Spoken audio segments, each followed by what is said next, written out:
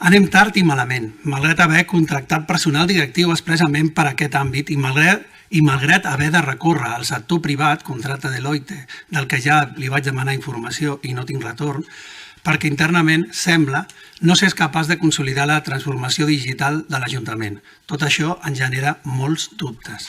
Malgrat això, sí que volem afegir un prec.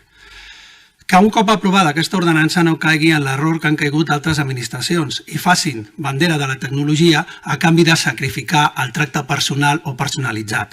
Per això pensem, basant-nos en aquestes experiències, que la transformació digital a Viladecans cal fer-la paulatinament i que durant un temps cal que fem conviure les dues maneres d'oferir un servei, la digital i la presencial. I no parlem només de fer un favor a la gent gran. Hi ha molta gent de menys de 40 anys que no han fet mai cap tràmit online amb l'administració pública i que no saben què és una carpeta ciutadana.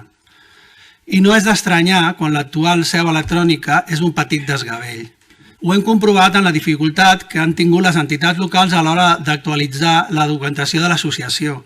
Hem vist també com és pràcticament impossible demanar hora al servei social, ja que després d'assignar-ho en el quadre de diàleg corresponent, hi ha un segon quadre de diàleg on no hi ha cap opció de servei per escollir, quan aquest camp és obligatori d'emplenar.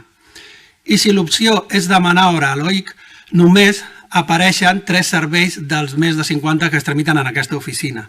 O per demanar un permís d'obra on encara t'asseguren que la tramitació té un termini d'un mes. Per tant, cap explicació, cap informació, absolutament inútil. Per no mencionar la informació del web institucional, que en ocasions és completament obsoleta i desactualitzada. I no continuo perquè m'avorreix. També cal pensar en els casos en què la precarietat laboral no permet a moltes famílies actualitzar els seus mòbils o ordinadors, quedant aquestes obsoletes i inútils per fer gestions més enllà de les trucades de veu. Caldrà, possiblement, dotar alguns espais d'aparells per no crear una altra bretxa digital en les persones més desafavorides. Malgrat tot, hi votarem a favor de l'ordenança. Millor tenir un document ple de bones intencions que no res.